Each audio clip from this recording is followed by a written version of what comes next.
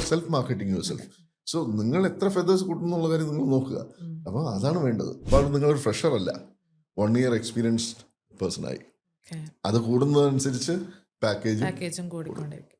ഇപ്പോൾ വിഴിഞ്ഞം പോർട്ട് ഇപ്പോൾ ഓപ്പറേഷനിലായിട്ട് ഇപ്പോൾ കുറച്ച് കാലങ്ങളായി അല്ലേ. ഇനിയും ഡിഫറെൻറ്റ് സ്റ്റേജസ് ഇനി അതിന് ബാക്കിയുണ്ട്. ട്രിവാൻഡ്രത്ത് നിന്ന് ഒരു ഓർഡർ വന്ന് ഡൽഹിയിൽ, ആ ഡൽഹിയിൽ നിന്ന് അതിനെ ഓർഡർ പ്രോസസ്സ് ചെയ്ത് ട്രിവാൻഡ്രത്തുള്ള വെയർ ഹൗസിൽ ഇൻറ്റിമേഷൻ പോകുന്നു. So when we talk about ലോജിസ്റ്റിക്സിൽ ആദ്യത്തെ കാര്യം, ഒരു ഇമ്പോർട്ടൻ്റ് ആയിട്ടുള്ള ഒരു കാര്യം കൂടെ എടുത്തു പറയാനുണ്ട് കുട്ടികൾക്ക് മനസ്സിലാക്കാനായിട്ട്.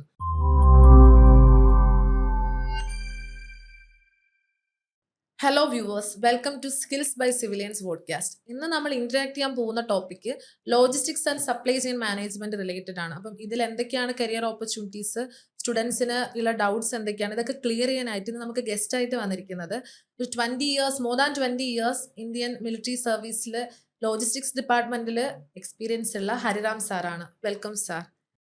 It's an immense pleasure to have you on this session. അപ്പോൾ സാറിന്റെ ഒരു കരിയറിനെ കുറിച്ച് ഒന്ന് ബ്രീഫായിട്ടൊന്ന് ഡിസ്ക്രൈബ് ചെയ്യാവോ? എൻ്റെ പേര് ഹരി റാം എന്നാണ്. ഞാൻ ഇന്ത്യൻ എയർഫോഴ്സിൽ 20 വർഷം ലോജിസ്റ്റിക്സ് ഡിപ്പാർട്ട്മെൻറ്റിൽ വർക്ക് ചെയ്ത ഒരാളാണ്. The year 2012 I got discharge from the service, റിട്ടയർമെൻ്റ് എടുത്ത്. And now I am in the field of education. Saying about logistics, it's actually a very interesting subject.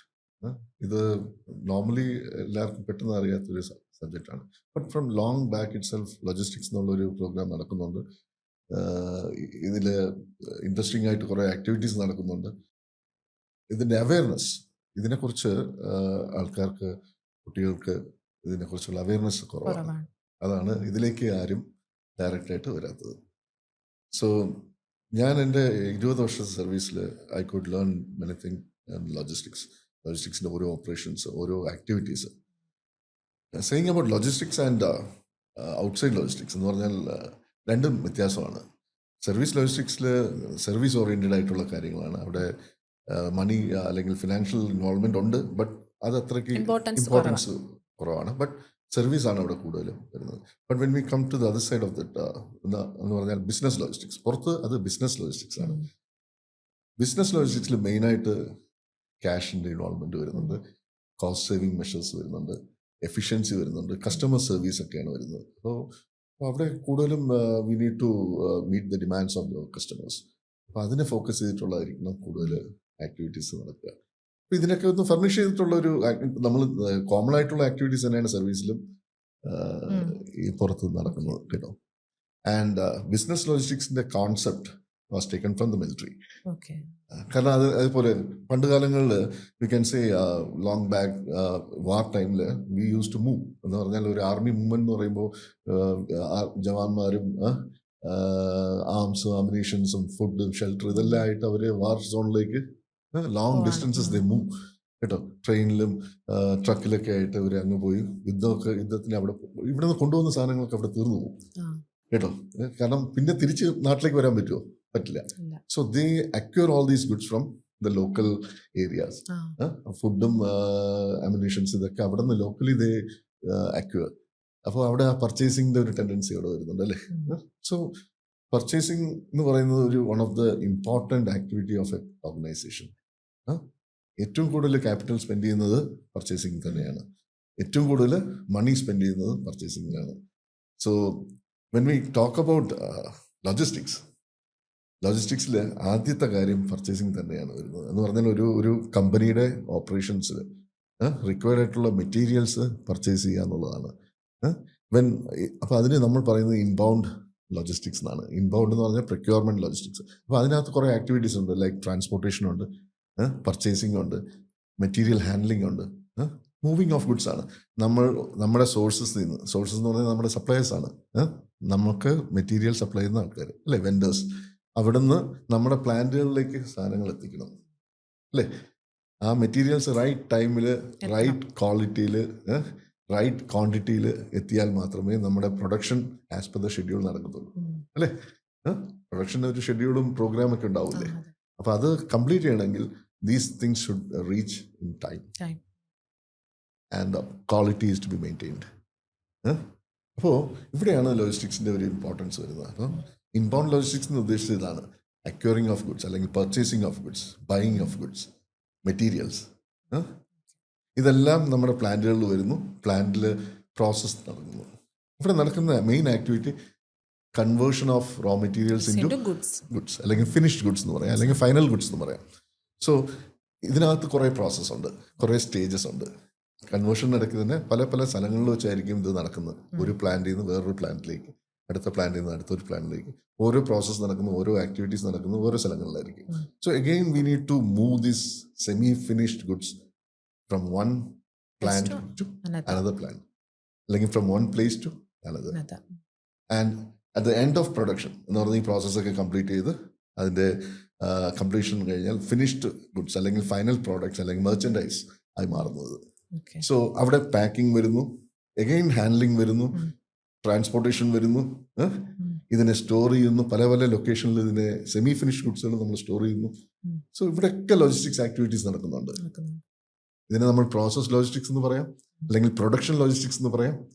ഇതിനകത്ത് നിറയെ ആക്ടിവിറ്റീസ് നടക്കുന്നുണ്ട്. Now coming to the end of production.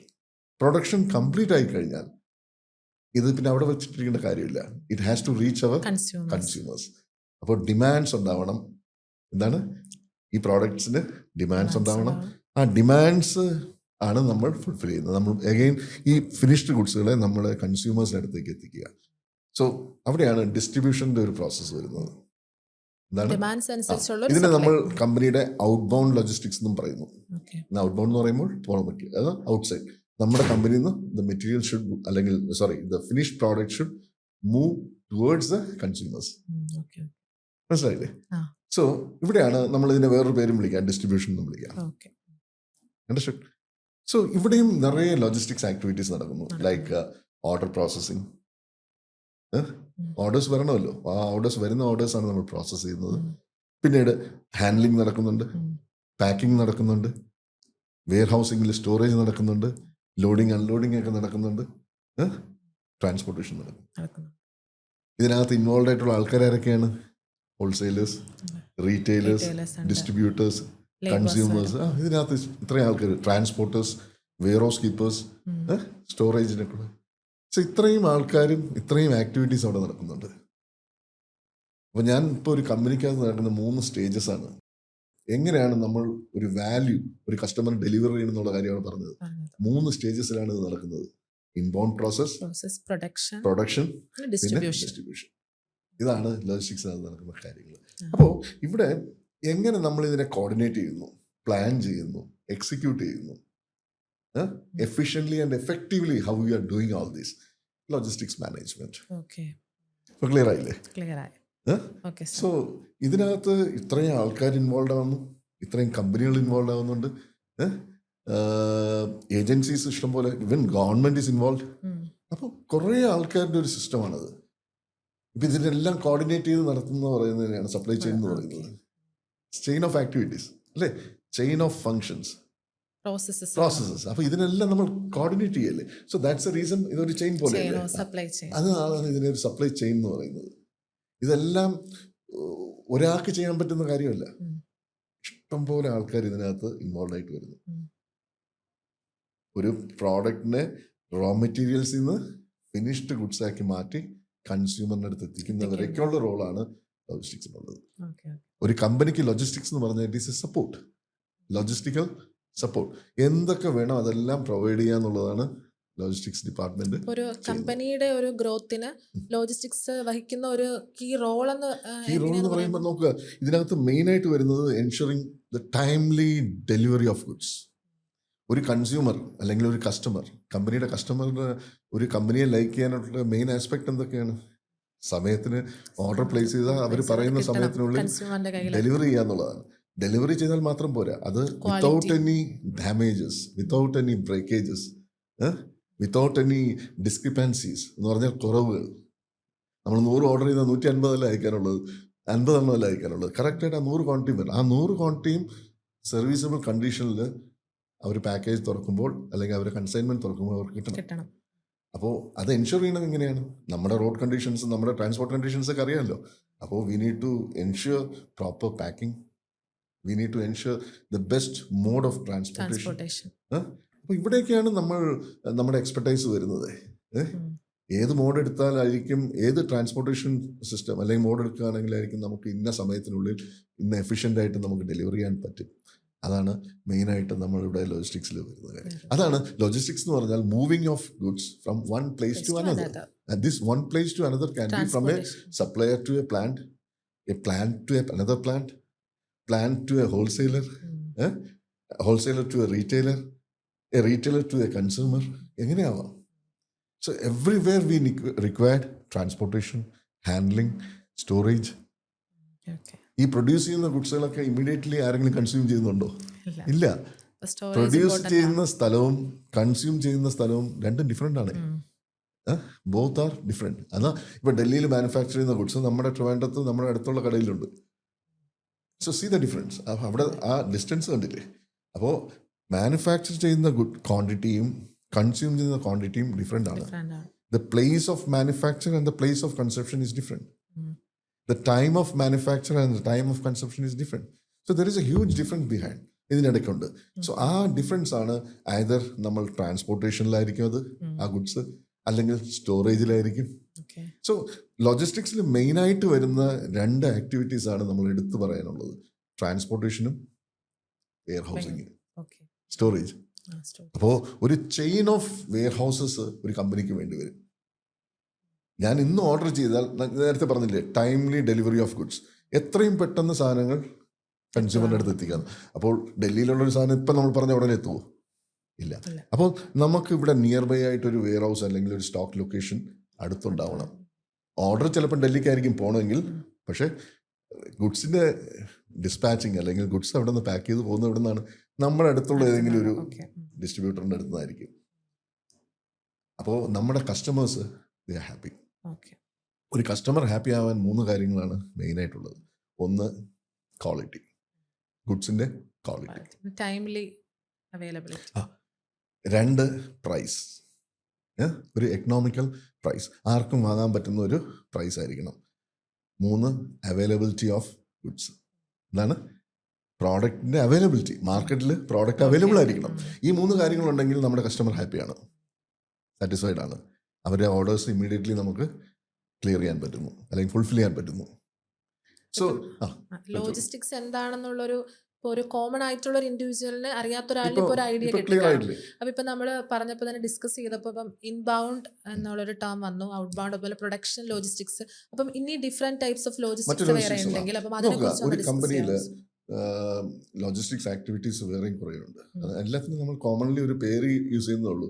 ഇത് എല്ലാവർക്കും ഒരു type of job ചെയ്യാൻ പറ്റില്ല. അപ്പം നമ്മൾ ജോബിനെ നമ്മൾ ഡെലിഗേറ്റ് ചെയ്യുന്നു, അല്ലെങ്കിൽ ഓരോ ഗ്രൂപ്പ് ഓഫ് പീപ്പിളിന് ഇന്ന ജോബ് ഡിവൈഡ് ചെയ്ത് കൊടുക്കുന്നു. ഒരു കമ്പനിക്കകത്തുള്ള ലോജിസ്റ്റിക്സ് ആക്ടിവിറ്റീസ്. അപ്പോൾ അതിൽ പ്രിക്യൂർമെന്റ് നടക്കുന്നത് പ്രൊഡക്ഷൻ ലോജിസ്റ്റിക്സ് അവരായിരിക്കും, പ്രിക്യൂർമെന്റ് നടക്കുന്നത് അല്ലെങ്കിൽ ഇൻബൗണ്ട് ലോജിസ്റ്റിക്സ് ആയിരിക്കും. പ്രൊഡക്ഷൻ ഏരിയയിലുള്ള ആക്ടിവിറ്റീസ് ഒക്കെ കൺട്രോൾ ചെയ്യുന്നത്, നോക്കി നടത്തുന്നത്, കോർഡിനേറ്റ് ചെയ്യുന്നതൊക്കെ പ്രൊഡക്ഷൻ ലോജിസ്റ്റിക്സ് ആണ്. ഡിസ്ട്രിബ്യൂഷൻ്റെ ആകുമ്പോൾ അതങ്ങനെ. ഇനി നോക്കുക, ഒരു കമ്പനിക്കകത്ത് തന്നെ ഇഷ്ടംപോലെ ഡാമേജസും വേസ്റ്റേജസ് ഒക്കെ ഉണ്ടാകും. പ്രൊഡക്ഷനിൽ തന്നെ ഇഷ്ടംപോലെ വേസ്റ്റേജസ് ഉണ്ടാകാറുണ്ട്. അപ്പോൾ അതൊക്കെ പ്രൊഡക്ഷൻ വേസ്റ്റേജസ് ആകുമ്പോൾ അത് അവിടെ അക്യുമുലേറ്റ് ആവുന്നു. അതിന് നമ്മൾ ഡിസ്പോസൽ ലോജിസ്റ്റിക്സ് എന്ന് പറയുന്നു.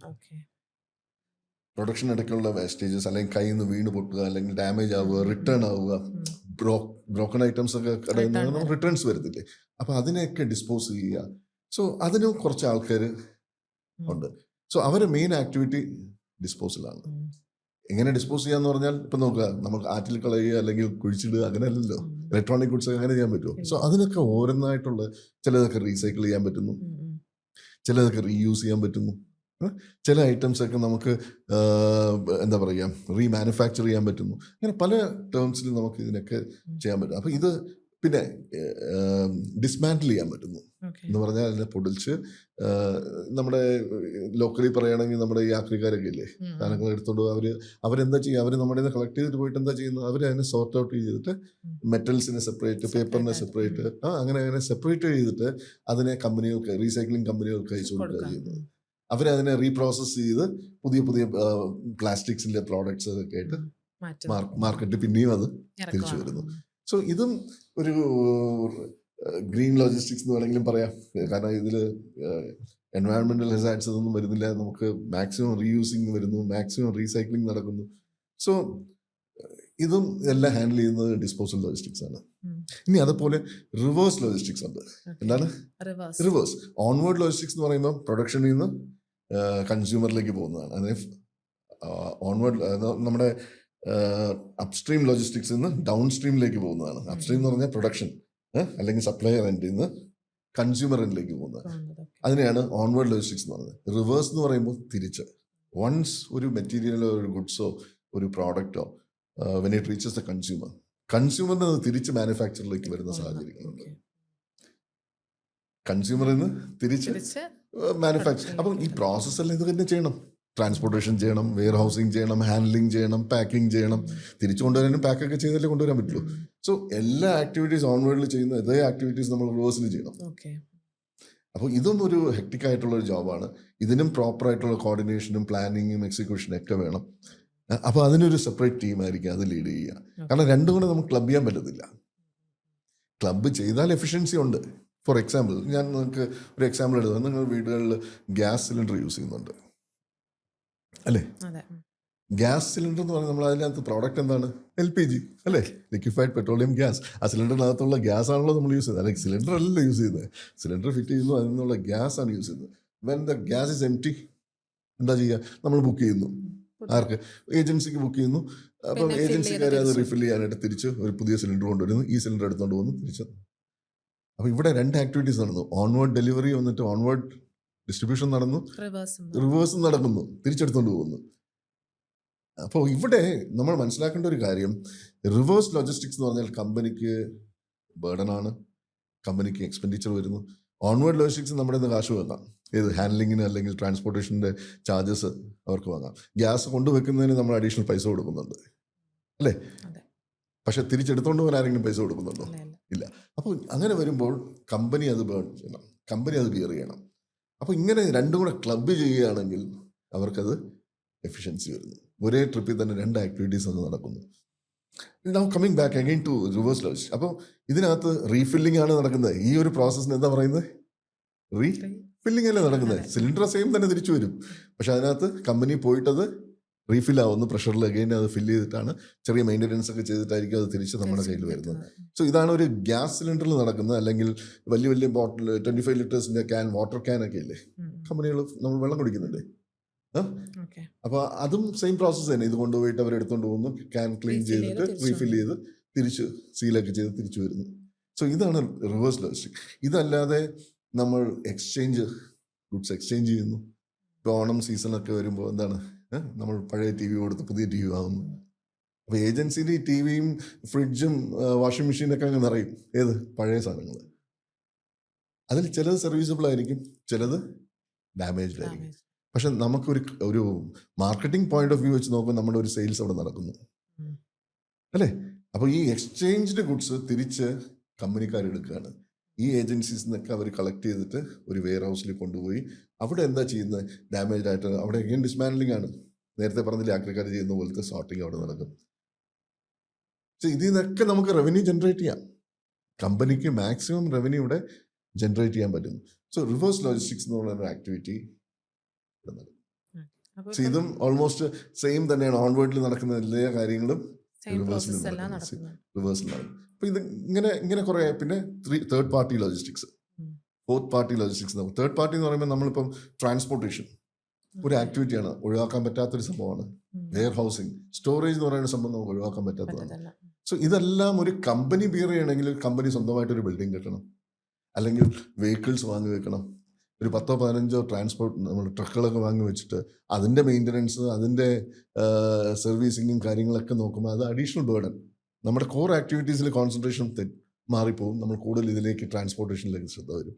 സോ അങ്ങനെ ചെയ്യാതിരിക്കാം. നമുക്കിവിടെ കോസ്റ്റ് എഫിഷ്യൻസി കൊണ്ടുവരാൻ, അല്ലെങ്കിൽ എന്താ പറയുക, എഫിഷ്യൻസി കൂട്ടാനായിട്ട്, കമ്പനിയുടെ എഫിഷ്യൻസി. ഞാൻ പറഞ്ഞില്ലേ, കസ്റ്റമറിന് എങ്ങനെ ഡെലിവറി ചെയ്യുന്നു, എങ്ങനെ നമ്മൾ എന്താ പറയുന്ന, ഈ കമ്പനി എങ്ങനെയൊക്കെയാണ് കസ്റ്റമറിനെ ഹാപ്പി ആക്കുന്നു എന്നുള്ളതാണ് അല്ലേ? അപ്പോൾ അതിലൊന്ന് എഫിഷ്യൻസിയാണ്, കമ്പനിയുടെ എഫിഷ്യൻസി. അപ്പോൾ അത് നമ്മളിവിടെ ഉറപ്പാക്കുന്നു. ഇതിന് നമ്മൾ പറയുന്ന ഔട്ട്സോഴ്സിംഗ് എന്നാണ്. എന്താണ് തേർഡ് പാർട്ടി ഔട്ട്സോഴ്സിങ് അല്ലെങ്കിൽ Outsourcing. തേർഡ് പാർട്ടിക്ക് നമ്മൾ നമ്മുടെ വർക്ക് കൊടുക്കുന്നത് ലൈക്ക് Okay. ട്രാൻസ്പോർട്ടേഷൻ. Oh. ഇപ്പം നമ്മളൊരു 10 വെഹിക്കിൾ ഉള്ളപ്പോൾ നമ്മൾ അതിൻ്റെ മെയിൻ്റനൻസും ചാർജസ് എല്ലാം നമുക്ക് അപ്പൊ separate വേറൊരു ആണ്. ഫേമിനാ നമ്മളത് അറേഞ്ച് ചെയ്യും. വേറൊരു ഇപ്പം ട്രാൻസ്പോർട്ട് കമ്പനി എന്ന് പറയുന്ന ഒരു കമ്പനി അവർ സർവീസ് മാത്രം തരുന്നു. എന്തിൻ്റെ ട്രാൻസ്പോർട്ടേഷൻ മാത്രമാണ് അവർ ചെയ്യുന്നത്. അവരതിൽ എക്സ്പെർട്ടൈസ് ആണ്. അവർക്ക് ലേറ്റസ്റ്റ് ആയിട്ടുള്ള എല്ലാ ടെക്നോളജിയും യൂസ് ചെയ്തിട്ടുള്ള ഒരു സർവീസ് ആയിരിക്കും അവർ തരിക.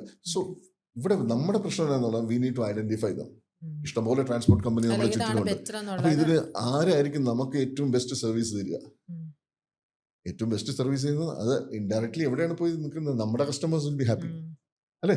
So we need to hire അല്ലെങ്കിൽ we need to come into contract with the best അല്ലെങ്കിൽ ഏറ്റവും ബെസ്റ്റ് ആയിട്ടുള്ള ഏറ്റവും എഫിഷ്യൻ്റ് ആയിട്ടുള്ള കമ്പനി, റേറ്റിംഗിലുള്ള കമ്പനി ആയിരിക്കും നമ്മൾ സെലക്ട് ചെയ്യുക. ഇതിൽ നമുക്ക് എന്താണ് സേവിങ്? എന്താണ് നമുക്ക് ഇത്രയും കോസ്റ്റ്, നമ്മുടെ ഇത്രയും ഇൻവെന്ററി നമുക്ക് സേവ് ചെയ്യാം, അല്ലെങ്കിൽ ഇത്രയും വെഹിക്കിൾസ് നമുക്ക് വേണ്ടെന്ന് വെക്കാം. അതിൻ്റെ കൂടെയുള്ള മെയിൻ്റനൻസ് ഇതൊക്കെ നമ്മൾ ശ്രദ്ധിക്കേണ്ട കാര്യമില്ല. നമ്മുടെ കോർ ആക്ടിവിറ്റി, നമ്മുടെ മാനുഫാക്ചറിങ് അല്ലെങ്കിൽ മാർക്കറ്റിംഗ്, അതിൽ ആ ഏരിയയിലേക്ക് നമുക്ക് കൂടുതൽ കോൺസെൻട്രേറ്റ് ചെയ്യാനും പറ്റും. സോ ഇങ്ങനെ ഔട്ട്സോഴ്സിങ് ചെയ്യുമ്പോൾ നമുക്ക് ബെനിഫിറ്റ് കൂടുതലാണ്. സർവീസോ ഏറ്റവും ടോപ്പ് സർവീസ് ആയിരിക്കും പ്രൊവൈഡ് ചെയ്യുക. സോ ഔട്ട്സോഴ്സിങ് ഇപ്പം എല്ലാ കമ്പനികളും ചെയ്യുന്നുണ്ട്. കാരണം ഇതാണ് ഇപ്പോഴത്തെ trend. Each and every activity. അപ്പോൾ ഒരു കമ്പനിക്ക് വേണ്ട എല്ലാ ഓപ്പറേഷൻസും പ്രൊവൈഡ് ചെയ്യുന്ന ഒരു സിസ്റ്റമാണ് fourth party logistics. Entire supply ചെയിനിൻ്റെ ഒപ്റ്റിമൈസേഷൻ മുതൽ എല്ലാം ഒരു കമ്പനി തന്നെ ഏറ്റെടുത്ത് ചെയ്യും. അവർക്ക് സബ് കോൺട്രാക്ട്സ് ഉണ്ടാവാം, അവർ വേറെ ആൾക്കാരെ കൊടുത്ത് ചെയ്യും. ബട്ട് നമ്മൾ ആസ് എ കമ്പനി മാനേജ്മെന്റ് നോക്കുമ്പോൾ നമുക്ക് ഒരാളെ ഡീൽ ചെയ്താൽ മതി അല്ലേ? അപ്പോൾ ഇതിനകത്ത് പെർസെൻറ്റേജോ ഷെയറോ ഇങ്ങനെയൊക്കെ വരാം. കമ്പനി ആയിട്ടുള്ള ടേംസ് ആൻഡ് കണ്ടീഷൻസ് വരുമ്പോൾ അത്.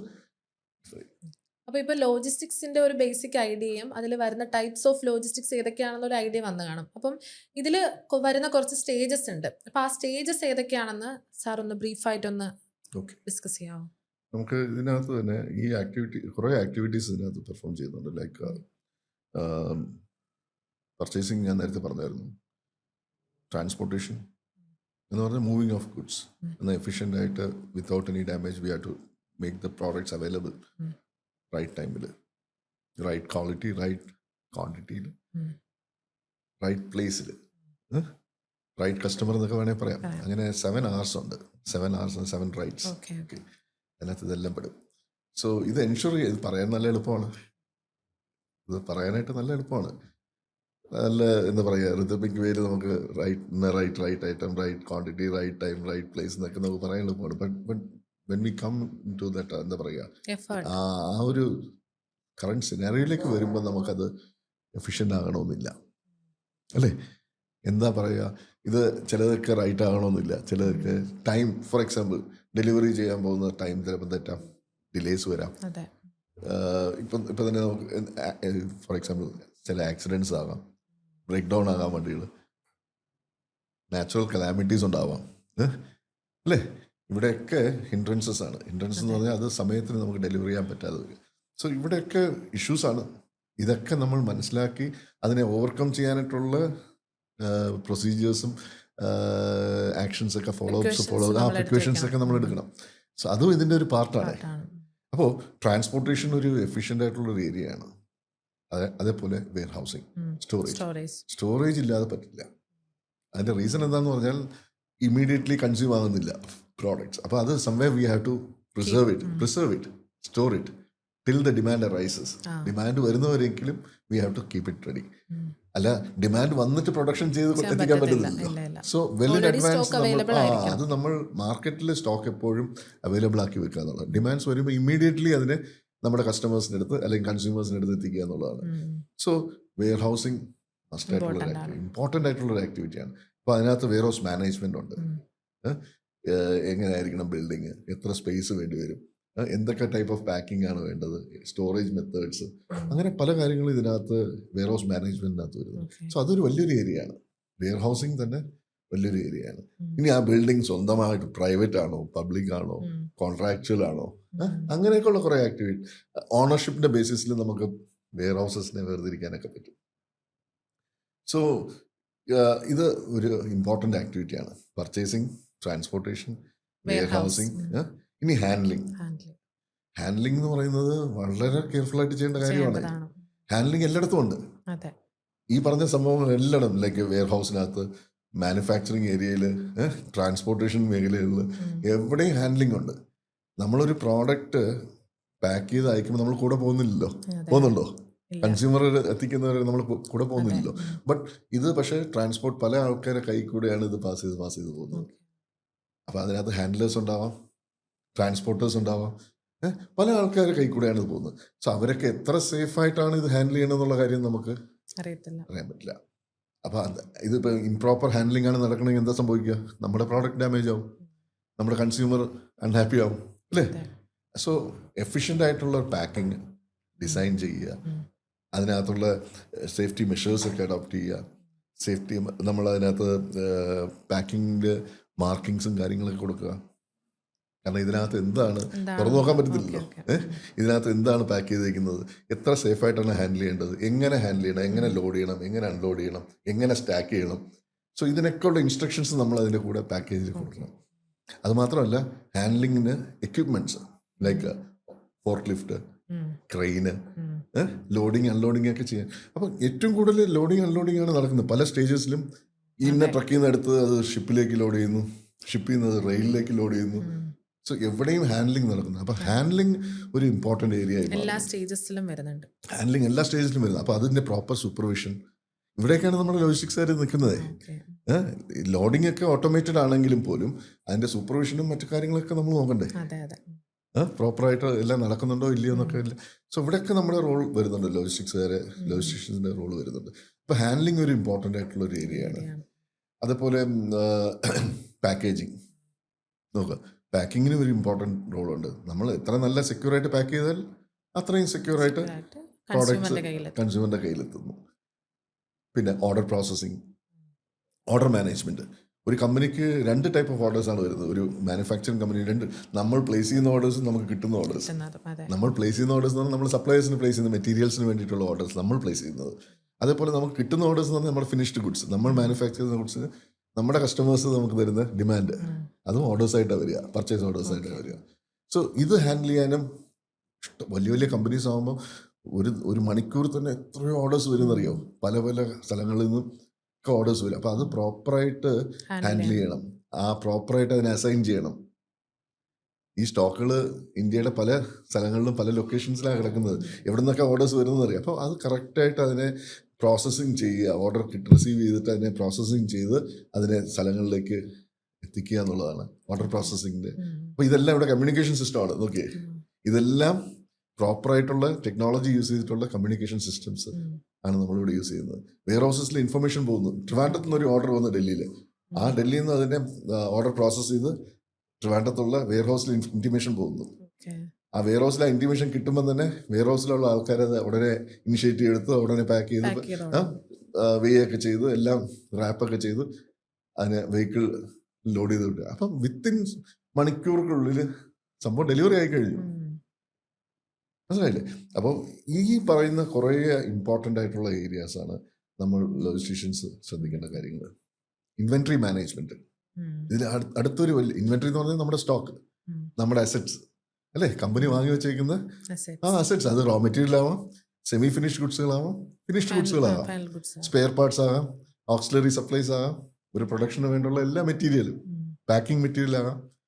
സോ ഇതെല്ലാം നമ്മൾ സ്പെൻഡ് ചെയ്യുന്നതാണ്, കമ്പനി സ്പെൻഡ് ചെയ്ത് വാങ്ങി വെച്ചേക്കുകയാണ്, ഇത് യൂസ് ചെയ്യാൻ വേണ്ടിയിട്ടാണ്. അപ്പോൾ പ്രോപ്പറായിട്ടുള്ള അക്വയറിങ് ഓഫ് ഗുഡ്സ്, പ്രോപ്പറായിട്ടുള്ള ഓർഡേഴ്സ്, എപ്പോൾ എത്ര ക്വാണ്ടിറ്റി ഓർഡർ ചെയ്യണം, എവിടെ നിന്ന് ഓർഡർ ചെയ്യണം, ഇതൊക്കെയാണ് ഇൻവെൻട്രി മാനേജ്മെൻറ്റ് പറയുന്നത്. സ്റ്റോക്കിൻ്റെ ലെവൽ നോക്കുക. ഇതിന് 2 ആസ്പെക്റ്റാണ്. ചിലവും ഉണ്ട്, ഇൻവെൻട്രി എന്ന് പറയുന്നത് കോസ്റ്റാണ്. അപ്പോൾ അത് എങ്ങനെ ഇൻവെൻട്രി ഇല്ലാതെ പറ്റത്തുമില്ല. So we need to have inventory, but we need to see that how we reduce the cost of inventory. Reduction of inventory വേണം, റിഡക്ഷൻ ഓഫ് ഇൻവെൻട്രി ലെവൽ കുറയ്ക്കുകയും വേണം, നമുക്ക് നഷ്ടം ഉണ്ടാവാനും പാടില്ല. പ്രൊഡക്ഷനൊക്കെ കറക്റ്റായിട്ട് നടക്കുകയും വേണം, സെയിൽസ് ഒക്കെ കറക്റ്റായിട്ട് നടക്കുകയും വേണം. ബട്ട് നമുക്ക് ഇൻവെൻട്രി ഇൻവെൻട്രിയിൽ പറയുന്ന കാര്യം 2 സംഭവമാണ്. ഇൻവെൻട്രിയിൽ സംഭവിക്കുന്നത് ചിലപ്പോൾ ഇൻവെൻട്രി കൂടിപ്പോവാം, ഇല്ലെങ്കിൽ കുറഞ്ഞു പോവാം. ഓവർ സ്റ്റോക്കിങ്ങും അണ്ടർ സ്റ്റോക്കിങ്ങും 2 ഡേഞ്ചറസ് ആണ്. പറഞ്ഞു മനസ്സിലായില്ലേ? അപ്പം നമ്മൾ ഒരു പ്രോപ്പറായിട്ടുള്ള ഇൻവെൻട്രി മാനേജ്മെൻറ്റ് ചെയ്യുമ്പോൾ എന്താ സംഭവിക്കുക? ആ ഇൻവെൻട്രീനെ നമ്മൾ ഒപ്റ്റിമൽ ലെവലിൽ കൊണ്ടുവരികയാണ്. കൂടുതലും പാടില്ല, കുറയാനും പാടില്ല. ഈ ലെവലിൽ വെച്ച് നമ്മൾ നമ്മുടെ ഓപ്പറേഷൻസ് ഒക്കെ മീറ്റ് ചെയ്യുന്നു. മനസ്സിലായി? അപ്പോൾ അവിടെയാണ് ഇൻവെൻട്രി മാനേജേഴ്സിൻ്റെ റോൾ വരുന്നത്. ഇൻവെൻട്രി ക്ലർക്ക് അല്ലെങ്കിൽ ഇൻവെൻട്രി മാനേജേഴ്സ്. കാരണം പൈസ സ്പെൻഡ് ആവുന്നില്ല, കൂടുതൽ സ്പെൻഡ് ആവുന്നില്ല, ഓവർ സ്പെൻഡിങ് വരുന്നില്ല. കറക്റ്റായിട്ടുള്ള ക്രിയേറ്റീവ് ആയിട്ടുള്ള സ്പെൻഡിങ്ങേ വരുന്നുള്ളൂ. അത്രയാണ് നമ്മൾ ഓർഡർ ചെയ്യുന്നത്. ഈ ഓർഡർ പോകുന്നത് നമ്മുടെ പർച്ചേസ് ഡിപ്പാർട്ട്മെൻറ്റ് പർച്ചേസ് ചെയ്യുന്നു, സാധനങ്ങൾ വരുന്നു, സ്റ്റോറേജിൽ വരുന്നു, ഡിമാൻഡ് അനുസരിച്ച് യൂസ് ചെയ്യുന്നു, മെറ്റീരിയൽസ് ആകുമ്പോൾ യൂസ് ചെയ്യുന്നു, ഫിനിഷ് പ്രോഡക്ട്സ് ആകുമ്പോൾ സെയിൽ ചെയ്യുന്നു കേട്ടോ. സോ ഇങ്ങനെയാണ് കമ്പനികൾക്കുള്ള ഉള്ളിലുള്ള ലോജിസ്റ്റിക്സ് ആക്ടിവിറ്റീസ് പെർഫോം ചെയ്യുന്നത്. ഇവിടെയൊക്കെയാണ് നമ്മുടെ ലോജിസ്റ്റീഷ്യൻസിൻ്റെ റോള് വരുന്നത്. മനസ്സിലായില്ലേ? അപ്പം ഏതൊക്കെയാണ് ഈ ലോജിസ്റ്റിക്സ് റിലേറ്റഡ് ആയിട്ട് വരുന്ന ആക്ടിവിറ്റീസ് എന്ന് ഇപ്പോൾ എല്ലാവർക്കും ക്ലിയർ ആണ്. അപ്പം ഇനി നമ്മൾ അറിയേണ്ടത് ഇത് റിലേറ്റഡ് ആയിട്ട് നമുക്ക് ഓപ്പൺ ആയി കിട്ടുന്ന കരിയർ ഓപ്പർച്യൂണിറ്റീസ് എന്തൊക്കെയാണെന്ന്. സാർ അതിനെക്കുറിച്ചൊന്ന് പറയാമോ? ഓപ്പർച്യൂണിറ്റീസ് ഏതൊക്കെയാണ് ഈ ഒരു ഏരിയയിൽ വരുന്നതെന്ന്? ഈ പറഞ്ഞ മേഖലയൊക്കെ തന്നെയാണ് ലോജിസ്റ്റിക്സിൻ്റെ ഓപ്പറേഷൻ റിക്വയർമെൻറ്റ്സ് വരുന്നത്. നമ്മുടെ ലോജിസ്റ്റീഷ്യൻസിൻ്റെ റിക്വയർമെൻറ്റ്സ് വരിക ട്രാൻസ്പോർട്ടേഷൻ മേഖലകളിൽ, മാനുഫാക്ചറിങ്. ഏറ്റവും കൂടുതൽ ലോജിസ്റ്റീഷ്യൻസിനെ എംപ്ലോയ് ചെയ്യിക്കുന്നത് മാനുഫാക്ചറിങ് സെക്ടേഴ്സ്. അവിടെ എന്താണ് ഈ പറഞ്ഞ ആക്ടിവിറ്റീസ് എല്ലാം ഒരു കമ്പനിക്കകത്ത് തന്നെ നടക്കുന്നുണ്ട്. ഇൻവെൻട്രി മാനേജ്മെൻറ്റ്, പർച്ചേസിങ്, ട്രാൻസ്പോർട്ടേഷൻ എല്ലാം നടക്കുന്നുണ്ട്. സോ ഏറ്റവും കൂടുതൽ ലോജിസ്റ്റീഷ്യൻസിൻ്റെ റിക്വയർമെൻറ്റ് വരുന്നത് മാനുഫാക്ചറിങ് സെക്ടറിൽ തന്നെയാണ് കേട്ടോ. രണ്ടാമത് ഈ പറഞ്ഞതെല്ലാം എക്സ്റ്റേണലി ചെയ്യുമ്പോൾ നമുക്ക് വെയർ ഹൗസ് പ്രൊവൈഡേഴ്സ് ഉണ്ട്. ലൈക്ക് നമുക്ക് സ്റ്റേറ്റ് വെയർ ഹൗസ് കോർപ്പറേഷൻ ഉണ്ട്, സെൻട്രൽ വെയർ ഹൗസ് കോർപ്പറേഷൻ ഉണ്ട്, പ്രൈവറ്റ് വെയർ ഹൗസസ് ഉണ്ട്. പല വലിയ വലിയ കമ്പനികളിൽ, മൾട്ടിനാഷണൽ കമ്പനീസിനൊക്കെ അവരെ സ്വന്തം വെയർ ഹൗസസ് ഒക്കെ ഉണ്ട്. അതിന് നമ്മൾ പ്രൈവറ്റ് വെയർ ഹൗസസ് എന്ന് വിളിക്കും. ടാറ്റ, ബിർള, ഇതൊക്കെ നമ്മുടെ നാട്ടിൽ അല്ലെങ്കിൽ ഇന്ത്യയിലെ ഏറ്റവും ടോപ്പ് കമ്പനികളാണ് അല്ലേ? അവർക്കൊക്കെ സ്വന്തമായിട്ടുള്ള വെയർ ഹൗസസ് പലയിടങ്ങളിലും ഉണ്ട്. അപ്പോൾ അവിടെയൊക്കെ ജീവനക്കാർ വേണം, എംപ്ലോയീസ് വേണം, സ്കിൽഡ് ആയിട്ടുള്ള വെയർ ഹൗസ് കീപ്പേഴ്സ് വേണം. അപ്പോൾ ഇവിടെയും ജോലി സാധ്യതകൾ ഇഷ്ടംപോലെ വരുന്നുണ്ട്. ഞാൻ നേരത്തെ പറഞ്ഞു ട്രാൻസ്പോർട്ടേഷൻ മേഖല. ട്രാൻസ്പോർട്ടേഷൻ എന്ന് പറയുമ്പോൾ എക്സ്പോർട്ട് ഇമ്പോർട്ട് നടക്കുന്ന രണ്ട് ഏരിയയാണ്, എയറും, by air and by sea. Sea ട്രാൻസ്പോർട്ടേഷനും എയർ കാർഗോ മൂവ്മെന്റ്സ്. ഇവിടെയൊക്കെ നമുക്ക് ഓപ്പർച്യൂണിറ്റീസ് വരുന്നുണ്ട്. ഹാൻഡ്ലിംഗ് ഏരിയയിലൊക്കെ വരുന്നുണ്ട്, സൂപ്പർവിഷൻ ഒക്കെ വരുന്നുണ്ട്. ഏത് ഈ കാർഗോ എവിടെയൊക്കെ പോകുന്നു അവിടെയൊക്കെ ഓപ്പണിങ്സ് ആണ്. മനസ്സിലായില്ലേ? നമ്മളിപ്പോൾ ഡിസ്കസ് ചെയ്ത ഓരോ ആക്ടിവിറ്റീസിലൊക്കെ ഓപ്പർച്യൂണിറ്റീസ് ഓപ്പൺ ആണ്. മനസ്സിലായില്ലേ? ഇപ്പോൾ ഒരു സീ പോർട്ട് വരികയാണെങ്കിൽ അവിടെ അത്രയും, എയർപോർട്ടിൽ വരികയാണെങ്കിൽ അവിടെ, റെയിൽ, റോഡ്, ഇവിടെയൊക്കെ നമ്മൾ കാർഗോ മൂവ് ആകുന്നുണ്ട്. അപ്പോൾ പ്രോപ്പറായിട്ടുള്ള ട്രാൻസ്പോർട്ടേഷൻ അറേഞ്ച് ചെയ്യുക, ലൈസൻസ് ചെയ്യുക, അതിനകത്ത് സ്റ്റഫിങ്, ഡീസ്റ്റഫിങ്, ലോഡ് ചെയ്യുന്നു, ഒരു കണ്ടെയ്നറിനകത്ത് സ്റ്റഫ് ചെയ്യുന്നു, ഡീസ്റ്റഫ് ചെയ്യുന്നു. അതുപോലെ വലിയ വലിയ ട്രക്കുകളിൽ കാർഗോ ലോഡ് ചെയ്യുന്നു, അൺലോഡ് ചെയ്യുന്നു, എത്ര പാക്കേജ്, എന്ത് സൈസ് ആയിരിക്കണം, ഇതൊക്കെയാണുള്ള കാൽക്കുലേഷൻസും കാര്യങ്ങളും നമുക്ക് ഈ ഏരിയയിൽ വരുന്നത്. സോ ഇഷ്ടംപോലെ ഓപ്പർച്യൂണിറ്റീസ് ആണ് ഉണ്ട്. എൻട്രി ലെവൽ ജോബ്സ് എന്നാൽ ഒരു എൻട്രി ലെവൽ ജോബ്സ് ലൈക്ക് ഇപ്പോൾ ഒരു വെയർ ഹൗസ് ആകുമ്പോൾ ഒരു എൻട്രി ലെവൽ ജോബ് നമുക്ക് വെയർ ഹൗസ് അസോസിയേറ്റ് അല്ലെങ്കിൽ വെയർ ഹൗസ് അസിസ്റ്റൻ്റ് ആയിട്ടൊക്കെ നമുക്ക് കയറാൻ പറ്റുന്നു. അവർ വെയർ ഹൗസ് സൂപ്പർവൈസറായിട്ടും മാനേജറായിട്ടും ഡയറക്ടറായിട്ടൊക്കെ അങ്ങ് അവരെ കരിയർ ഗ്രോത്ത് അങ്ങനെയാണ്. അതേപോലെ ഫ്രൈറ്റ് ഫോർവേഡിങ്ങിലും ഇഷ്ടംപോലെ ഉണ്ട്. എക്സ്പോർട്ട് ഇമ്പോർട്ടിലും ഇഷ്ടംപോലെ വേക്കൻസീസ് ഉണ്ട്. Like documentation clerk, export import executives, coordinators, logistics coordinators, ഇങ്ങനെയൊക്കെയുള്ള പല മേഖലകളിലും നമുക്ക് വരുന്നുണ്ട്. മാനുഫാക്ചറിങ് സെക്ടർ ഞാൻ നേരത്തെ പറഞ്ഞു, ട്രാൻസ്പോർട്ടേഷൻ സെക്ടറിലുണ്ട്. ഇനി ഇതേപോലെ എന്താ പറയുക, വെയർ ഹൗസസിലുണ്ട്, സീ പോർട്സിലും എയർപോർട്സിലൊക്കെ ഉണ്ട്, കസ്റ്റംസ് ക്ലിയറൻസിലുണ്ട്.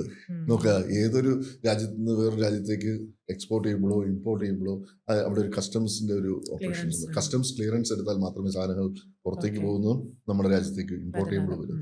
അപ്പോൾ അതിന് കുറേ ഡോക്യുമെന്റേഷനും കാര്യങ്ങളൊക്കെ ഉണ്ട്. സോ അവിടെ കസ്റ്റംസ് ക്ലിയറൻസ് നടത്തി കൊടുക്കുക, അതിനെ അസിസ്റ്റ് ചെയ്യുക, അല്ലെങ്കിൽ അവരുമായിട്ട് അസോസിയേറ്റ് ചെയ്യുക, ലൈസൻസ് ചെയ്ത് കാര്യങ്ങൾ മൂവ് ചെയ്യുക. സോ കസ്റ്റംസ് ക്ലിയറൻസ് അവിടെ വരുന്നുണ്ട്. സാർ ഇപ്പോൾ പറഞ്ഞു വെച്ച് നോക്കുമ്പോൾ ഒരുപാട് വൈഡ് ഏരിയാസ് ഓപ്പണിംഗ് ആണ് ഈ ഒരു ലോജിസ്റ്റിക്സ് എന്നുള്ള ഒരു ഏരിയ വെച്ച് നോക്കുമ്പോൾ അല്ലേ? അതെ. അപ്പം സാർ ഇപ്പം നമ്മൾ ഇപ്പോൾ ട്രിവാൻഡ്രത്ത് നോക്കുമ്പോൾ നമ്മുടെ വിഴിഞ്ഞം പോർട്ട് ഓപ്പൺ ചെയ്തിരിക്കുകയാണ്. അപ്പം ഈ ഒരു ലോജിസ്റ്റിക് റിലേറ്റഡ് ആയിട്ട് അവിടെ എന്തൊക്കെയാണ് ഓപ്പർച്യൂണിറ്റീസ് എന്ന് അറിയാനായിട്ട് എല്ലാവരും ഈഗർലി വെയിറ്റിംഗ് ആയിരിക്കും. അപ്പം അതിനെക്കുറിച്ചൊന്ന് ഡിസ്കസ് ചെയ്യാവോ സാർ? ഇപ്പോൾ വിഴിഞ്ഞം പോർട്ട് ഇപ്പോൾ ഓപ്പറേഷനിലായിട്ട് ഇപ്പോൾ കുറച്ച് കാലമായി അല്ലേ? ഇനിയും ഡിഫറെൻറ്റ് സ്റ്റേജസ് ഇനി അതിന് ബാക്കിയുണ്ട്. സോ ഫസ്റ്റ് സ്റ്റേജാണ് ഇപ്പോൾ ട്രയൽ റൺസും കാര്യങ്ങളും നടന്നുകൊണ്ടിരിക്കുകയാണ്. ബട്ട് സ്റ്റിൽ കാർഗോ വരുന്നുണ്ട്, കണ്ടെയ്നേഴ്സ് വരുന്നുണ്ട്. കണ്ടെയ്നേഴ്സ് അവിടെ നിന്ന് ട്രാൻസ്ഷിപ്മെൻ്റ് ആയി പോവുകയാണ്. അവിടെ നിന്ന് ഫീഡർ വെസൽസിൽ അത് തിരിച്ച് മറ്റു രാജ്യങ്ങളിലേക്ക് പോവുകയാണ്. സോ നമ്മുടെ വിഴിഞ്ഞ വഴി അത് പുറത്തേക്ക് വരുന്നില്ല. സോ അങ്ങനത്തെ ആക്ടിവിറ്റീസ് വരുമ്പോഴാണ് ലോജിസ്റ്റിക്സിൻ്റെ പ്രൊവൈഡേഴ്സിൻ്റെ റോൾ അവിടെ വരുന്നത്. ലോജിസ്റ്റിക്സ് സർവീസ് പ്രൊവൈഡേഴ്സിൻ്റെ ഹാൻഡ്ലേഴ്സ് വരുന്നുണ്ട്, ട്രാൻസ്പോർട്ടേഴ്സ് വരുന്നുണ്ട്, വെയർ ഹൗസ് കീപ്പേഴ്സിൻ്റെ ഒക്കെ റോള് ഞാൻ നേരത്തെ പറഞ്ഞില്ലേ, ഇതൊക്കെ ഇതുമായിട്ട് അസോസിയേറ്റഡ് ആയിട്ട് വരുന്നത്. കാർഗോ ഹാൻഡ്ലിങ്, പോർട്ടിനകത്തുള്ള മൂവ്മെൻറ്റ്സ്, കാർഗോ ഇന്ന സ്ഥലത്ത് നിന്ന് സ്ഥലത്തേക്ക് മാറ്റുന്നത്, പിന്നെ container freight stations, container station നമ്മുടെ ഡിപ്പോകൾ, ഫ്രൈറ്റ് സ്റ്റേഷൻസ് ഒക്കെ ഉണ്ട്.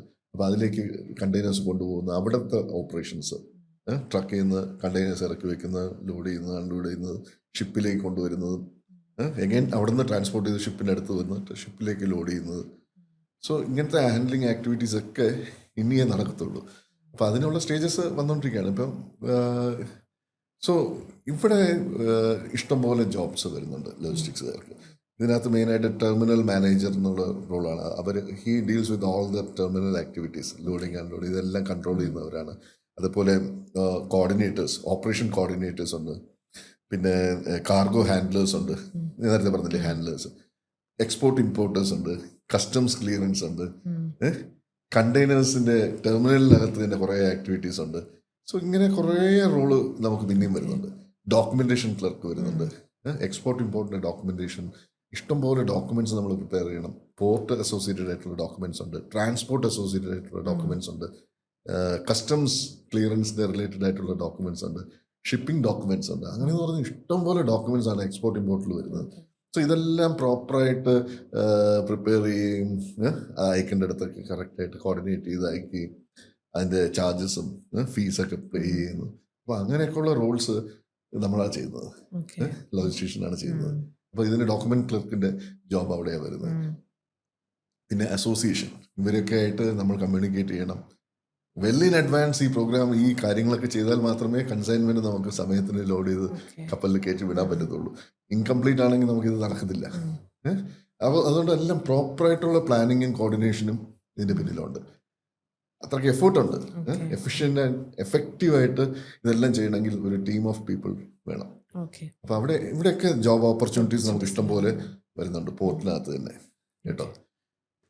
അപ്പോൾ കരിയർ ഓപ്പർച്യൂണിറ്റീസ് ഇപ്പം ഒരു ഐഡിയ കിട്ടിക്കാണും എല്ലാവർക്കും. അപ്പം ഇനി ഇതിലേക്ക് വരുമ്പോൾ ഇവർക്ക് വരുന്ന ഒരു ഡൗട്ട്, നമ്മുടെ ഇന്ത്യയിൽ എന്തൊക്കെ കോഴ്സസ് അല്ലെങ്കിൽ എന്തൊക്കെ പ്രോഗ്രാംസ് ആണ് അവൈലബിൾ ആയിട്ടുള്ളത് എന്നുള്ളൊരു ഡൗട്ട് വരും. അതിനെക്കുറിച്ച് ഒന്ന് ഡിസ്കസ് ചെയ്യാം സാർ.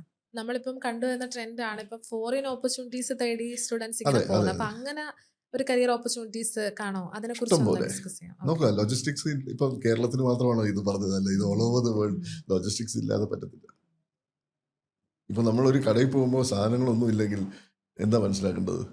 അവിടെ നല്ലതായിട്ട് ഒരു സപ്ലൈ ചെയിനോ ലോജിസ്റ്റിക്സ് ആക്ടിവിറ്റീസോ നടക്കുന്നില്ലെന്നാണ് അല്ലേ? കടകളിൽ പോകുമ്പോൾ കടകൾ നിറഞ്ഞ് പാക്ഡ് ആയിട്ടിരിക്കുക, ഏത് സാധനവും നമുക്ക് അവിടെ കിട്ടുന്നുണ്ടെങ്കിൽ മനസ്സിലാക്കുക നല്ലൊരു എഫക്റ്റീവായ എഫിഷ്യൻ്റ് ആയിട്ടുള്ള ഒരു സപ്ലൈ ചെയിൻ അവിടെ ഉണ്ട് അല്ലേ? അതല്ലേ മനസ്സിലാക്കേണ്ടത്. ഇത് തന്നെയാണല്ലോ world, all over the world ഗുഡ്സുകളുണ്ട്, ട്രാൻസ്പോർട്ടേഷനുണ്ട്, പ്രൊഡക്ഷൻ നടക്കുന്നുണ്ട്. നോക്കുക, പ്രൊഡക്ഷൻ ചിലപ്പം ഇപ്പം US പ്രൊഡ്യൂസ് ചെയ്യുന്നത്, ആ ഗുഡ്സ് നമ്മൾക്ക് ഇവിടെ കേരളത്തിൽ കിട്ടുന്നു. നോക്കുക, പ്രൊഡക്ഷൻ നടക്കുന്ന ഇവിടെ, കൺസപ്ഷൻ എവിടെയാണെന്ന്. സോ അവിടെ നിന്ന് വരെ വരണ്ടേ? So we have to import it. എത്ര ട്രാൻസ്പോർട്ടേഷൻ, എന്ത് മോഡ്സ് വഴിയൊക്കെ കറങ്ങി ചുറ്റിയാണ് ഇതൊക്കെ വരുന്നത് അല്ലേ? എത്ര മോഡ്സ് യൂസ് ചെയ്യുന്നു, ഒരു ട്രാൻസാക്ഷനിൽ തന്നെ എത്ര മോഡ്സ് യൂസ് ചെയ്യുന്നു ആലോചിച്ച് നോക്കുക. എത്ര രാജ്യങ്ങൾ ക്രോസ് ചെയ്താൽ വരുന്നത് ആലോചിച്ച് നോക്കുക. സോ ഇത്രയും വരുമ്പോൾ ലോജിസ്റ്റിക്സിൻ്റെ കോസ്റ്റ് കൂടുതലാണ് അല്ലേ? ഏറ്റവും കൂടുതൽ പൈസ കമ്പനി സ്പെൻഡ് ചെയ്യുന്നത് ഈ പർച്ചേസ് ചെയ്യാനും അതിനെ മൂവ് ചെയ്യാനും തന്നെയാണ്. എന്ന് പറഞ്ഞാൽ ഇന്ന സ്ഥലത്തേക്ക് അതിനെ നമ്മൾ ട്രാൻസ്പോർട്ട് ചെയ്യണ്ടേ? ലോജിസ്റ്റിക്സ് എന്ന് പറയുന്നത് ട്രാൻസ്പോർട്ടേഷനാണ്, moving of cargo from one place to another. അതിപ്പോൾ US നിന്ന് ട്രിവാൻഡ്രത്തേക്കാണെങ്കിലും same. So we are using many modes behind. അപ്പോൾ ഇതിന് മൾട്ടി മോഡൽ ട്രാൻസ്പോർട്ടേഷൻ നമ്മൾ ഇതിന് പറയുന്നുണ്ട്. എന്താണ് മൾട്ടി മോഡ്സ് യൂസ് ചെയ്തിട്ട് ഒറ്റൊരു ട്രാൻസാക്ഷൻ കംപ്ലീറ്റ് ചെയ്യാൻ വേണ്ടി മൾട്ടി മോഡ്സ് യൂസ് ചെയ്യുന്നുണ്ട്. സോ ഒന്ന് ആലോചിച്ച് നോക്കുക, ഇത്രയും കമ്പനികളുമായിട്ട് നമ്മൾ അസോസിയേറ്റ് ചെയ്യണം, ലൈസൻസ് ചെയ്യണം. അപ്പോൾ ഇതൊക്കെ നമുക്ക് ചെയ്തു തരാൻ ആൾക്കാരുണ്ട്. ഫ്രൈറ്റ് ഫോർവേഡേഴ്സ് എന്ന് പറഞ്ഞ ഒരു ടീം ഓഫ് ഏജൻസ് ഉണ്ട് അവിടെ, ഫ്രൈറ്റ് ഫോർവേഡിങ് കമ്പനീസ് ഉണ്ട്. അപ്പോൾ അവരുമായിട്ട് നമ്മൾ അസോസിയേറ്റ് ചെയ്ത് കഴിഞ്ഞാൽ ഇവരുമായിട്ട് ടൈപ്പ് ചെയ്ത് എല്ലാം ചെയ്തു തരും. അണ്ടർസ്റ്റുഡ്? അതാണ് ഞാൻ പറഞ്ഞത്, കാർഗോ മൂവ്മെന്റ്സിന് ഇടയ്ക്ക് ഇഷ്ടംപോലെ ഇന്റർമീഡിയറീസ് ഉണ്ട്. ഇപ്പോൾ ഒരു ഷിപ്പിൽ നമുക്ക് സാധനങ്ങൾ ലോഡ് ചെയ്യണം. ചുമ്മാ ലോഡ് ചെയ്യാൻ പറ്റത്തില്ലല്ലോ. അവിടെ സ്പേസ് അറേഞ്ച് ചെയ്യണം, ഷിപ്പ് എന്ന് വരുമെന്ന കാര്യങ്ങൾ മനസ്സിലാക്കണം. അപ്പോൾ നമുക്ക് ഷിപ്പ് ഏജൻസ് ഉണ്ട്, അവരുമായിട്ട് നമ്മൾ അസോസിയേറ്റ്. ഏത് കമ്പനിക്കും ഷിപ്പിംഗ് കമ്പനിക്കും ആ പോർട്ടിൽ അവർക്ക് അവരെ ഓഫീസ് ഉണ്ടാവും. അപ്പോൾ അവരുമായിട്ട് അസോസിയേറ്റ് ചെയ്ത് നമുക്ക് സ്പേസ് ബുക്ക് ചെയ്യണം. ഷിപ്പ് വരുന്നതിൻ്റെ വെൽ ഇൻ അഡ്വാൻസ് സാധനങ്ങൾ നമ്മുടെ വെയർ ഹൗസസിൽ എത്തണം. ഫാക്ടറിയും പോർട്ടും അടുത്തടുത്താണോ? 10-400-500 കിലോമീറ്റർ ദൂരത്താണ് നമ്മുടെ ഫാക്ടറി. പോർട്ട് ഇത്രയും ദൂരമാണ്. അപ്പോൾ അവിടെ നിന്ന് മൂവ് ചെയ്ത് ഇവിടെ വെൽ ഇൻ അഡ്വാൻസ് നമ്മൾ അതിനെ സ്റ്റോർ ചെയ്ത് വെക്കണം. കപ്പൽ വരുന്നതിൻ്റെ ആ ഒരു മൊമെൻറ്റിൽ നമ്മൾ ഇവിടെ നിന്ന് തന്നെ ലോഡ് ചെയ്യാനായിട്ട് എടുത്തുകൊണ്ട് പോകണം. അപ്പോൾ ഇത്രയും ആക്ടിവിറ്റീസ് നമ്മൾ കോർഡിനേറ്റ് ചെയ്യുകയാണ്. ഡിലേസ് വരാം. കപ്പൽ ഇന്ന് വരും എന്ന് പറഞ്ഞാൽ വരണമെന്നുണ്ടോ? ഇല്ല, ഡിലേസ് വരാം. അപ്പം അതനുസരിച്ച് നമുക്ക് കാര്യങ്ങളൊക്കെ നീക്കേണ്ടി വരും. അപ്പം ഒരു ഒരു കോർഡിനേഷൻ ആൻഡ് ഒരു എന്താ പറയുക ലൈസണിങ് ഇതെല്ലാം ഇവിടെ വരും. അപ്പം നല്ലൊരു കമ്മ്യൂണിക്കേഷൻ സ്കില്ലും വേണമെന്നുള്ള കാര്യം മനസ്സിലാക്കുക. ഏത് നമ്മൾ വേറൊരു രാജ്യത്തുള്ള ഒരു കമ്പനിയുമായിട്ട് അസോസിയേറ്റ് ചെയ്യുമ്പോൾ കമ്മ്യൂണിക്കേഷൻ സ്കിൽസ് വേണ്ടേ? നല്ലതായിട്ട് ഇംഗ്ലീഷ് എങ്കിലും അറ്റ്ലീസ്റ്റ് നല്ലതായിട്ട് സ്പീക്ക് ചെയ്യണം. അപ്പം അത് നമുക്ക് വേണ്ട ഒരു സ്കില്ലാണ്, കുട്ടികൾക്ക് വേണ്ട ഒരു സ്കില്ലാണ്. ഏത് നല്ലതായിട്ട് കമ്മ്യൂണിക്കേറ്റ് ചെയ്യാൻ പറ്റണം. എന്നാലേ നമുക്ക് ബിസിനസ് ഡെവലപ്പ് ചെയ്യാൻ പറ്റത്തുള്ളൂ. അല്ലെങ്കിൽ നമുക്ക് ആ ഒരു ട്രാൻസാക്ഷൻ നമുക്ക് ഓക്കെ ആവത്തുള്ളൂ. അല്ല, നമ്മൾ അറ്റ്ലീസ്റ്റ് നമ്മൾ നമ്മുടെ കാര്യങ്ങൾ കൺവേ ചെയ്യണ്ടേ? അപ്പൊ ആ ഒരു സ്കില്ല് ഉണ്ടെങ്കിൽ മാത്രമേ ഇതില് കുറിച്ച് പറഞ്ഞപ്പം വേറെ എന്തൊക്കെ സ്കിൽസ് നമുക്ക് ആഡ് ഓൺ ചെയ്ത് പറയാൻ പറ്റും ഈ ഒരു കരിയർ ചൂസ് ചെയ്യുമ്പോഴത്തേക്ക്? സ്കിൽസ് ഇഷ്ടംപോലെ സ്കിൽസ് ഉണ്ട് കേട്ടോ. നമുക്ക് ടെക്നിക്കൽ സ്കിൽസ് ഉണ്ട്, soft skills, communication and interpersonal skills ഒക്കെ ഉണ്ട്. ഇതെല്ലാം വേണം. ഞാൻ നേരത്തെ പറഞ്ഞില്ലേ, ഇന്റർപേഴ്സണൽ നമ്മൾ കമ്മ്യൂണിക്കേഷൻ, നമ്മൾ രണ്ടുപേരായിട്ട് സംസാരിച്ച് കാര്യങ്ങൾ വ്യക്തമാക്കി കൊടുക്കുക, അല്ലെങ്കിൽ അതിനെ പറഞ്ഞ് മനസ്സിലാക്കുക. ഇപ്പം നോക്കുക, നമ്മുടെ ലോജിസ്റ്റിക്സ് ആക്ടിവിറ്റീസ് തന്നെ truly it's based on communication. It is communication based activity. Logistics എന്ന് പറയുന്നത് തന്നെ ഒരു കമ്മ്യൂണിക്കേഷൻ ബേസ്ഡ് ആക്ടിവിറ്റിയാണ്. ഇന്ന സാധനം ഇന്ന സ്ഥലത്ത് പോകുന്നെങ്കിൽ അതിൻ്റെ ഒരു ഇൻഫർമേഷൻ നേരത്തെ പോകണം. ഇന്ന സാധനം ഞങ്ങൾ ഇന്ന പാക്കേജിൽ ഇന്ന സ്ഥലങ്ങളിൽ എത്തിച്ചിട്ടുണ്ട്, ഇന്ന ട്രാൻസ്പോർട്ടേഷൻ വഴി വരികയാണ്. അത് ഓൾറെഡി സാധനങ്ങൾ എത്തുന്നതിന് മുമ്പേ അവിടെ ഇൻഫർമേഷൻ എത്തിക്കഴിഞ്ഞു. അതേപോലെ ആ സാധനം എത്തിക്കഴിഞ്ഞിട്ട് കുറേ ഇൻഫർമേഷൻ തിരിച്ചു വരുന്നുണ്ട്, റിവേഴ്സ് ഇൻഫർമേഷൻസ് വരുന്നുണ്ട്, ലാറ്ററൽ ഇൻഫർമേഷൻസ് ഉണ്ട്. പല ഇതിനകത്ത് ഇവിടെ നിന്ന് എങ്ങും പോകുന്നത് കുറേ ആൾക്കാർ അസോസിയേറ്റ്, അവരൊക്കെയായിട്ട് കമ്മ്യൂണിക്കേഷൻ നടക്കുന്നുണ്ട്. അപ്പോൾ പ്രോപ്പറായിട്ടുള്ള ഒരു കമ്മ്യൂണിക്കേഷൻ സിസ്റ്റം വേണം. അത് ഹാൻഡിൽ ചെയ്യാൻ നല്ലതായിട്ട് സ്കിൽഡ് ആയിട്ടുള്ള ആൾക്കാർ വേണം. ഇതൊക്കെയാണ് ഇതിൻ്റെ പിന്നിലെ എഫിഷ്യൻസി കേട്ടോ. ഒരു കമ്പനിയെ നമ്മൾ റെപ്രസെന്റ് ചെയ്താണ് നമ്മൾ സംസാരിക്കുന്നത്, അല്ലേ? ഒരാളെ നമ്മളിപ്പോൾ സെലക്ട് ചെയ്യുമ്പോൾ ഒരു company on behalf of the company he is talking to another company. അപ്പം നമ്മുടെ ബിസിനസ് എല്ലാം നിൽക്കുന്ന ഇയാൾ ഒരു കമ്മ്യൂണിക്കേഷനിലാണ്. അപ്പം അത് തെറ്റിപ്പോയി കഴിഞ്ഞാൽ എങ്ങനെയാണ്? അല്ലെങ്കിൽ അത് ഇൻഎഫിഷ്യൻ്റ് ആയി കഴിഞ്ഞാൽ എങ്ങനെയാണ്? നമ്മുടെ ബിസിനസ് പോവുകയാണ്. ഫ്യൂച്ചറിൽ നമുക്ക് ബിസിനസ് കിട്ടാനും സാധ്യതയില്ല. അപ്പോൾ അതുകൊണ്ട് ഇത് വളരെ ഇമ്പോർട്ടൻ്റ് ആയിട്ടുള്ള ഒരു കാര്യമാണ്. കുട്ടികൾ വെൽ ട്രെയിൻഡ് ആയിരിക്കണം. പേഴ്സണാലിറ്റി ഡെവലപ്മെൻറ്റ്സും ഗ്രൂമിങ് ഇതെല്ലാം വേണ്ടതാണ്. പിന്നെ ടെക്നിക്കൽ സ്കിൽസ് ഇതിനകത്ത് സിസ്റ്റം നമുക്ക് കമ്പ്യൂട്ടറൈസേഷൻ ഇതെല്ലാം ഇതിൻ്റെ കൂടെ ഉള്ളതാണ്. ലേറ്റസ്റ്റ് ടെക്നോളജീസും ഇൻഫർമേഷൻ ടെക്നോളജീസൊക്കെ യൂസ് ചെയ്തിട്ടാണ് ഓരോ ആക്ടിവിറ്റീസ് നമ്മൾ പെർഫോം ചെയ്യുന്നത്. അപ്പോൾ അതിലൊക്കെ വെൽ ട്രെയിൻഡ് ആയിരിക്കണം. യൂസേജ് ഓഫ് കമ്പ്യൂട്ടേഴ്സ്, ആപ്ലിക്കേഷൻസ്, നമുക്ക് സാപ്പ് എന്നുള്ള ആപ്ലിക്കേഷൻസ് ഉണ്ട്, വെയർ ഹൗസ് മാനേജ്മെൻറ്റ് സിസ്റ്റം ഉണ്ട്, ERP ഉണ്ട്, പല മോഡ്യൂൾസും നമ്മൾ യൂസ് ചെയ്യുന്നുണ്ട്. സോ അതിലൊക്കെ വെൽ ട്രെയിൻഡ് ആയിരിക്കണം. എന്നാലേ കാര്യങ്ങൾ നമ്മൾ അനലൈസ് ചെയ്യാൻ പറ്റുള്ളൂ, ഡിസിഷൻ എടുക്കാൻ പറ്റുള്ളൂ, പ്രോഗ്രാംസ് ഒക്കെ നമുക്ക് പ്ലാൻ ചെയ്യാൻ പറ്റത്തുള്ളൂ. അപ്പോൾ ഇതിനൊക്കെ ഈ ഒരു സ്കിൽ ഉണ്ടെങ്കിൽ നമുക്ക് കുറച്ചും കൂടെ എഫക്റ്റീവ് ആവും കേട്ടോ. അപ്പോൾ ഇപ്പോൾ ഏകദേശം ഒരു ഐഡിയ വന്ന് കാണും. അപ്പോൾ ഇനി സ്റ്റുഡൻസിലേക്ക് നമ്മൾ ഇറങ്ങും, ഈ ഒരു കരിയർ ചൂസ് ചെയ്യാമെന്നുള്ളൊരു ആഗ്രഹമായിട്ടിരിക്കുന്ന സ്റ്റുഡൻസിലേക്ക് ഇറങ്ങുമ്പോൾ അവർക്ക് ഒരുപാട് ഡൗട്ട്സ് ഉണ്ട്. അപ്പോൾ അതിൽ മെയിനായിട്ട് കണ്ടുവരുന്ന ഒരു ഡൗട്ട്സ് ആണ് സാർ, ഒരു +2 ക്വാളിഫിക്കേഷൻ ഉള്ള ഒരു സ്റ്റുഡൻറ്റ് അല്ലെങ്കിൽ ഒരു അണ്ടർ ഗ്രാജുവേഷനിൽ ഇരിക്കുന്ന ഒരു സ്റ്റുഡൻറ്റിന് ഈ ലോജിസ്റ്റിക്സിൽ എന്താണ് അവർക്കൊരു കരിയർ ഓപ്പർച്യൂണിറ്റീസ് അല്ലെങ്കിൽ അവർക്ക് ഓപ്പർച്യൂണിറ്റീസ് അവൈലബിൾ ആണോ എന്നുള്ളൊരു ഡൗട്ട് വരുന്നുണ്ട്. ഒരു സംശയമില്ല. എൻട്രി ലെവൽ ജോബ്സ് ഒക്കെ +2 ലെവലിലാണ് വിളിക്കുന്നത്. +2 ലെവലിലാണ് മെയിനായിട്ട് എന്താ പറയുക, യങ്സ്റ്റേഴ്സിനെയാണ് ആക്ച്വലി വേണ്ടത്. എനർജറ്റിക് ആയിട്ടുള്ള യങ്സ്റ്റേഴ്സ്, ഏത് ജോബും ചെയ്യാൻ താല്പര്യമുള്ള ആൾക്കാരെയാണ്, യങ് ബ്ലഡ്സിനെയാണ് വേണ്ടത് കേട്ടോ. എന്ത് ജോലിയും ചെയ്യാൻ റെഡിയാകുന്നത്. അപ്പം അത് സ്റ്റുഡിയസ് ആയിട്ടുള്ള പയ്യന്മാരെയാണ് വേണ്ടത്, പയ്യന്മാരെയും പെൺകൊച്ചുങ്ങളെയും കേട്ടോ. അപ്പോൾ അതിന് +2 ആണ് നമ്മൾ നോർമലി എല്ലാ കോഴ്സസിനും. ഇപ്പോൾ ഈ എൻട്രി ലെവൽ ജോബ്സിനുള്ള കോഴ്സസിനൊക്കെ +2 ആണ് വിളിക്കുന്നത്. പിന്നെ മാനേജർ ലെവലാകുമ്പോൾ ഗ്രാജുവേഷനും PG, MBA ഇതൊക്കെ ആയിട്ട് നമ്മൾ എടുക്കുന്നുണ്ട്. പിന്നെ ഈ എൻട്രി ലെവലിൽ കയറുന്ന കുട്ടികൾക്ക് തന്നെ പെട്ടെന്ന് തന്നെ അവര് സ്കിൽസ് ഒരു career ഡെവലപ്മെന്റ് അല്ലെങ്കിൽ growth. കരിയർ ഗ്രോത്ത് പെട്ടെന്ന് തന്നെ അത് കമ്പനി ടു കമ്പനി ഡിപ്പെൻഡ് ചെയ്യും. നല്ല നല്ല കമ്പനീസ് ആകുമ്പോൾ അവരെ പെട്ടെന്ന് ഗ്രോത്തും അതിനെ ഡിപ്പെൻഡ് ചെയ്തിരിക്കും. ഡിപ്പെൻഡ് ചെയ്തിരിക്കും.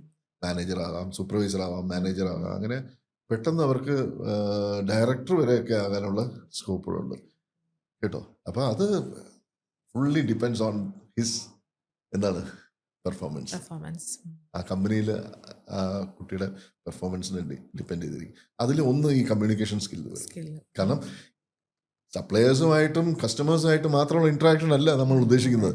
ലാറ്ററലായിട്ട് നമ്മുടെ കമ്പനിക്കകത്തുള്ള ഇന്റേണൽ കമ്മ്യൂണിക്കേഷനും വേണം. ഇവിടെയും കോമ്പറ്റീഷൻ ഉണ്ടല്ലോ. ഇതിനകത്തുള്ള ആൾക്കാർ ഇപ്പോൾ 5 പേര് ഒരുമിച്ച് കയറുന്നു, ഈക്വലി ക്വാളിഫൈഡ് ആണ്. അതിന് ഒരാൾക്ക് പ്രൊമോഷൻ കൊടുക്കണം. മാനേജ്മെന്റ് ഇത് വിചാരിക്കും ഇതിൽ ബാക്കി 4 പേരെ മാറ്റി നിർത്തണ്ടേ. അതെ. അപ്പം എന്തെങ്കിലും ഒരു റീസൺ ഉണ്ടാകണമല്ലോ. അപ്പം അതാണ് അവിടെ വേണ്ടത്. അപ്പം അയാൾക്ക് മാത്രം ഒരാൾക്ക് പ്രൊമോഷൻ കിട്ടുന്നുള്ളൂ. കിട്ടുന്നത്. അപ്പം അത്രയ്ക്ക് സ്കിൽഡ് ആയിട്ടുള്ള ഒരാളെ ആയിരിക്കും, ഇല്ലെങ്കിൽ കമ്പനിക്ക് എത്ര വിലപ്പെട്ട ഒരാളാണ് എന്ന് മനസ്സിലാക്കിയാൽ മാത്രമേ അയാൾക്ക് ആ ഒരു പ്രൊമോട്ട് ചെയ്യത്തുള്ളൂ. മനസ്സിലായില്ലേ? അപ്പം he has to develop that skills. Okay. ഇപ്പം നമ്മൾ ഇൻഫീരിയർ ആയിട്ട് തോന്നിക്കഴിഞ്ഞാൽ, നമുക്ക് കമ്മ്യൂണിക്കേഷൻ സ്കിൽസ് അല്പം കുറവാണെന്ന് തോന്നിക്കഴിഞ്ഞാൽ you have to learn it. അതെ. മനസ്സിലായില്ലേ? അതെ. എന്നാലേ നമുക്ക് പ്രോസ്പെരിറ്റി ഉള്ളൂ, കമ്പനിക്ക് ഉള്ളിൽ പ്രോസ്പെരിറ്റി ഉള്ളൂ, കരിയർ ഗ്രോത്തിന്റെ കരിയർ ഗ്രോത്തിന്. പോസിബിലിറ്റി. ഇനി മെയിൻലി ഇവർ ഹൈലൈറ്റ് ചെയ്യുന്ന ഒരു ഫാക്ടറാണ് സാലറി. ഇപ്പോൾ ഒരു സ്റ്റാർട്ടിംഗ് സാലറി പാക്കേജ് ഒക്കെ എങ്ങനെയായിരിക്കും, അതിനെ കുറിച്ച് ഒന്ന് പറയാം. നോക്കുക, ഒരു എൻട്രി ലെവൽ ജോബ്സിന് നമുക്ക് കൂടുതൽ പ്രതീക്ഷിക്കാൻ പാടില്ല. To be very frank, it depends upon company to company. ഒരു ഫ്രഷറിന് കൊടുക്കുന്ന ഒരു ഇത് നല്ല മൾട്ടിനാഷണൽ കമ്പനീസ് ഒക്കെ ആണെങ്കിൽ you can get a good package entry ലെവലിലായാലും. നോർമൽ കമ്പനീസ് ഒക്കെ ആകുമ്പോൾ 15 to 20, 25 to 30 അകത്തൊക്കെ ഒരു മന്ത്ലി സാലറി സ്റ്റാർട്ടിംഗ് സാലറി തന്നെ. ആനുവലി നോക്കുകയാണെങ്കിൽ ഒരു 3 ലക്ഷം മുതൽ 15 ലക്ഷം വരെ ഒരു entry level to mid level ജോബ്സിന് പെർ ആനം, ഓക്കെ.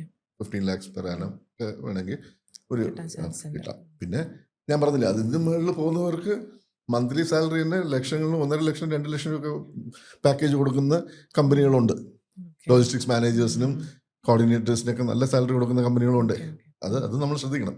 അപ്പോൾ നല്ല കമ്പനിയിൽ കയറി പറ്റുക. എൻട്രി ആകുമ്പോൾ നമ്മൾ കൂടുതൽ എക്സ്പീരിയൻസ് ഗെയിൻ ചെയ്യാനാണ് നോക്കേണ്ടത്. ഏതൊരു കുട്ടിയും സ്റ്റിക്ക് ഓൺ ചെയ്യണമെന്ന് നമുക്ക് മിനിമം 1 വർഷമെങ്കിലും ഒരു കമ്പനിയിൽ നിന്ന് ജോലി പഠിക്കുക. അതെ. അടുത്ത കമ്പനിയിലേക്ക് പോകുമ്പോൾ ഈ നിങ്ങളുടെ ക്വാളിഫിക്കേഷൻ അല്ല സ്പീക്സ്, ഈ എക്സ്പീരിയൻസ്. Experience speaks there.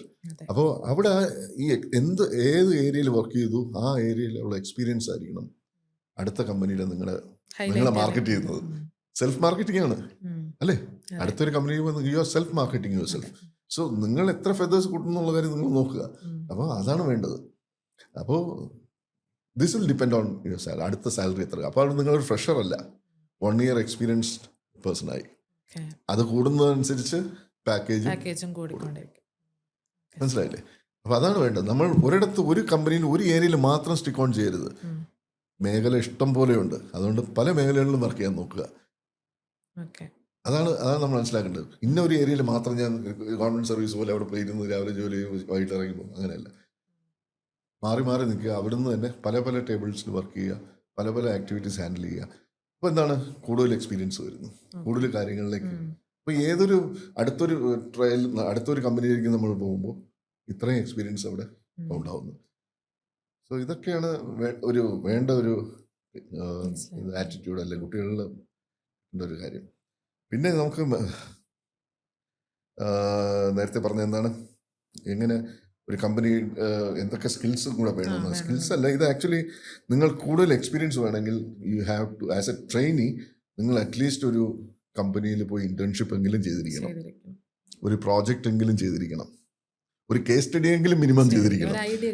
ഒരു കേസ് സ്റ്റഡി, അറ്റ്ലീസ്റ്റ് ഒരു കേസ് സ്റ്റഡി എങ്കിലും നിങ്ങൾ ചെയ്തിരിക്കണം.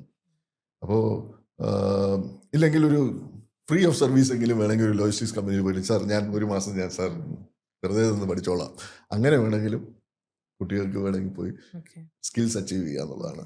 അപ്പോൾ നമ്മൾ പഠിച്ചിറങ്ങുമ്പോൾ നമുക്ക് ഓൺ ജോബ് ട്രെയിനിങ് ഒന്നും കിട്ടത്തില്ല. അപ്പോൾ ഏതെങ്കിലും ഒരു കമ്പനി കയറിയാൽ മാത്രമേ.